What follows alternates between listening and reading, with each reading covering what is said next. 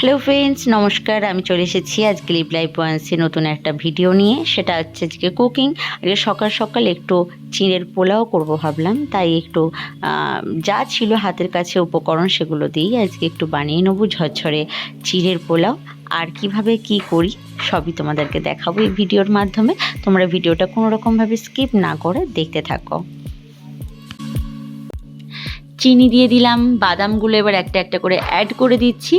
আর এবার দিয়ে দিতে হবে চিঁড়ে আর অল্প করে নুন দিয়ে ভালো করে একসাথে এগুলোকে মিশিয়ে নিতে হবে। দেখো আমার কাছে রেডি হয়ে গেছে চিঁড়ের পোলাও, আর খুব সুন্দর দেখতে লাগছে, খুব ঝরঝরে হয়েছে। এবার এটাকে নামিয়ে নিলাম আর খাওয়ার জন্য এটা একদম রেডি হয়ে গেছে।